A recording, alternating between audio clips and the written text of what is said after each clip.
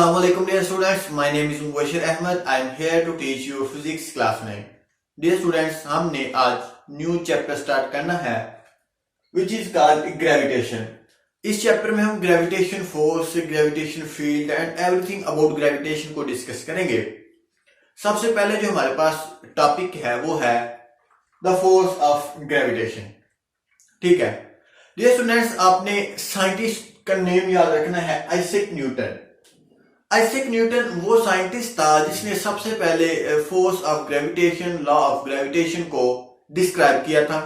ठीक है, इसका कहना यह था कि ये एक मिनिस्ट्री में इन्वॉल्व था कि कैसे जो प्लैनेट्स हैं वो सन के राउंड अबाउट मूव करते हैं, कैसे जो प्लैनेट्स हैं वो सन के राउंड अबाउट मूव करते हैं।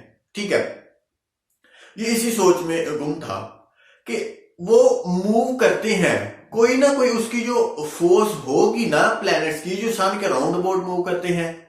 जैसे कि एक बॉडी रेस्ट में है तो वो कोई ना कोई उसके ऊपर ग्रेविटेशन फोर्स या जो भी पुलिंग फोर्स लग रही है तो ही उसने रेस्ट पे रखा हुआ है उस बॉडी को। अगर बॉडी एक मूव कर रही है तो कोई ना कोई फोर्स जरूर होगी जो उसको मूव करवा रही है।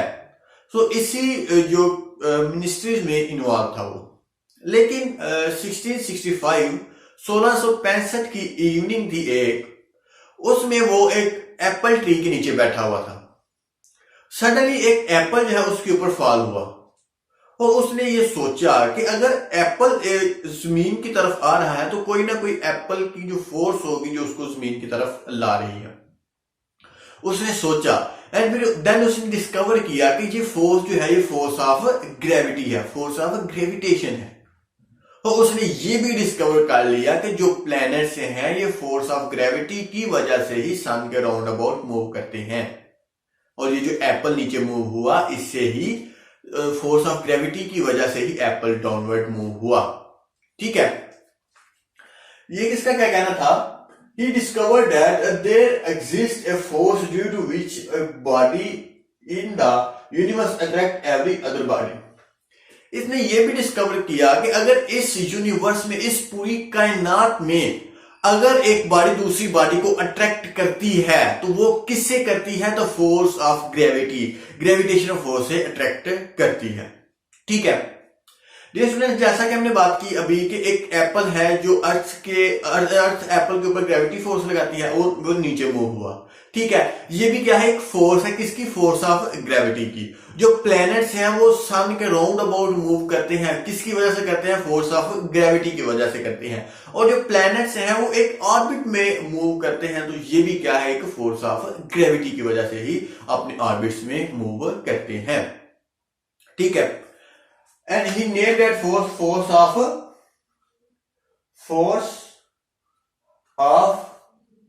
gravity। फोर्स ऑफ ग्रेविटी की वजह से ये सारा जो एक बॉडी है दूसरी बॉडी को अट्रैक्ट करती है। डियर स्टूडेंट्स, हमने अब देखना है लॉ ऑफ ग्रेविटेशन। ठीक है, लॉ ऑफ ग्रेविटेशन की स्टेटमेंट देखते हैं। तो आइजैक न्यूटन जो था डियर स्टूडेंट्स, इसने फोर्स ऑफ ग्रेविटी को जन्म दिया, फोर्स ऑफ ग्रेविटी को डिस्क्राइब किया। सो टॉपिक स्टार्ट करते हैं। Law of gravitation. Everybody in the universe attract every other body. हर बॉडी इस कायनात में दूसरी बॉडी को अट्रैक्ट करती है विद अ फोर्स, एक फोर्स के साथ, which is directly proportional to the product of their message, जो कि उस प्रोडक्ट के डायरेक्टली प्रोपोर्शन है। उन प्रोडक्ट के दो बॉडीज के जो मास का प्रोडक्ट उसके डायरेक्टली प्रोपोर्शन है and inversely proportional to the scale of distance between their center। ये हमारे पास स्टेटमेंट है लॉ ऑफ ग्रेविटेशन की। अब हम इसको एक्सप्लेन से देखते हैं कि everybody in the universe attract every other body. जो एक बॉडी है यूनिवर्स को, वो दूसरी बॉडी को अट्रैक्ट करती है इस यूनिवर्स में। ठीक है, इस स्टेटमेंट को हम इस एग्जांपल के थ्रू समझते हैं। ठीक है डियर स्टूडेंट्स, हमारे पास एक विद अ फोर्स की वजह से अट्रैक्ट करती है, which is directly proportional to the product of their masses. और ये जो फोर्स है डियर स्टूडेंट्स, ये वाली फोर्स जो है ये उन दो बॉडीज का जो मैस है उसके डायरेक्टली प्रोपोर्शनल है। ठीक है, जो दो बॉडीज आपस में अट्रैक्ट हो रही हैं एक फोर्स की वजह से, और वो जो फोर्स है वो दो बॉडीज की मैस की जो मैस है उसके डायरेक्टली प्रोपोर्शनल है। एंड इनवर्सली प्रोपोर्शन है, और इनवर्सली प्रोपोर्शन है to the square of the distance between their centre, इनके सेंटर से जो डिस्टेंस है उसके इनवर्सली प्रोपोर्शन है। हम इसको एक एग्जांपल के थ्रू समझते हैं ताकि आपको अच्छे से अच्छे समझ आ जाए इसकी। डियर स्टूडेंट्स, ये हमारे पास एक मैस है M1 and this is called M2। इन दोनों के दरमियान एक फोर्स ऑफ अट्रैक्शन है, फोर्स ऑफ ग्रेविटी है, ठीक है। Force of gravity, force of attraction एक बात है, फोर्स ऑफ अट्रैक्शन है इनके दरमियान, ठीक है, फोर्स ऑफ अट्रैक्शन। तो इनका जो मैस है ये M1 है और ये M2 है, और इन दोनों के दरमियान जो फोर्स ऑफ अट्रैक्शन है वो इन दोनों मैसेज का जो प्रोडक्ट आएगा उसके डायरेक्टली प्रोपोर्शन है। कैसे? ऐसे F is directly proportion M1 and M2, ठीक है। Force is directly proportional to the product of their two masses and inversely proportional है किसके? The square of distance between their center, ये इसका सेंटर हो गया और ये इसका सेंटर हो गया। ये जो सेंटर से जो डिस्टेंस है इनका, जो फोर्स है उसके क्या है? Inversely proportion. ये डिस्टेंस है और यही फोर्स जो है ये इनवर्सली प्रोपोर्शन 1/, इनवर्सली प्रोपोर्शन है square of the distance, distance के स्क्वायर के। इट्स मीन दैट हमारे पास दो इक्वेशन आ गई, इक्वेशन 1 एंड इक्वेशन 2। इक्वेशन 1 को देखें कि अगर जो मैस हम ज्यादा करते हैं बॉडीज का, जो फोर्स है वो आल्सो इंक्रीज होगी। अगर हम मैस को कम करते हैं तो फोर्स भी कम होगी। It's mean that force is directly proportional to the masses. And अगर हम डिस्टेंस की बात करें तो अगर डिस्टेंस को अगर हम ज्यादा करते हैं तो फोर्स जो है वो कम होगी। कैसे कम होगी? मैं आपको एक एग्जांपल के थ्रू समझाता हूं। डियर स्टूडेंट्स, ये हमारे पास एक मैग्नेट है। यू नो दैट, आपने देखा होगा कि मैग्नेट के एक राउंड अबाउट एक इनविजिबल मैग्नेटिक फील्ड होती है जो हमें नजर नहीं आती। एक मैग्नेटिक फील्ड होती है चारों तरफ उस मैग्नेट के। अगर कोई एक मेटल या अगेन एक मैग्नेट आ जाए उस फील्ड के अंदर, एक फील्ड के अंदर मैग्नेट आए जो एक दूसरे को अट्रैक्ट कर लेंगे, या मेटल हो या मैग्नेट, जो एक दूसरे को अट्रैक्ट कर लेंगे, मैग्नेट अट्रैक्ट कर लेगा, ठीक है। लेकिन अगर ये मैग्नेट है, ये इसकी फील्ड है और ये एक मेटल इसके फील्ड के बाहर रहेगा तो ये कभी भी अट्रैक्ट नहीं करेगा। जो ही वो पास आएगा और ये अट्रैक्ट कर लेगा। तो इसका मतलब ये है कि अगर हम डिस्टेंस को ज्यादा करेंगे दो बॉडीज का, जो उनके अंदर ये फोर्स ऑफ अट्रैक्शन है वो कम हो जाएगी, वो खत्म हो जाएगी, ठीक है। सो उम्मीद करता हूं कि आपको इस पॉइंट की समझ आ गई होगी। ये जो दो फोर्सेस हैं इनको अगर हम कंबाइन करते हैं तो ये क्या बनेगा हमारे पास? F M1 and M2 over ये डी डिस्टेंस का स्क्वायर। ये हमारे पास एक डायरेक्टली प्रोपोर्शन है। इसको प्रोपोर्शनैलिटी को खत्म करने के लिए हम एक प्रोपोर्शनैलिटी कांस्टेंट लगाएंगे, ग्रेविटेशन कांस्टेंट लगाएंगे, तो हमारे पास एक इक्वेशन बन जाएगी, हमारे पास एक इक्वेशन बन जाएगी कि F is equal to G M1 M2 over D का square. This is called the force of gravity, force of gravity. ये जो G है ये प्रोपोर्शनैलिटी कांस्टेंट है। F जो है ये फोर्स ऑफ अट्रैक्शन है between two bodies. M1 is the mass of this bodies and M2 is the mass of this bodies and D is the distance between the center of their masses। इन दोनों के दरमियान जो centre है उससे distance है वो उसके equal है। अब हमने बात की कि G, ये हमारे पास एक ग्रेविटेशनल कांस्टेंट है। हम ग्रेविटेशन कांस्टेंट को इन डिटेल डिस्कस करते हैं। ये स्टूडेंट्स, ये जो ग्रेविटेशन कांस्टेंट है इसकी न्यूमेरिकल फिक्स्ड न्यूमेरिकल वैल्यू है, और वो न्यूमेरिकल वैल्यू कौन सी है? वो है 6.673 क्रॉस 10 की power -11 newton metre square kilo पर किलोग्राम स्क्वायर। ये इसकी न्यूमेरिकल वैल्यू है। किसकी? ग्रेविटेशनल कांस्टेंट की।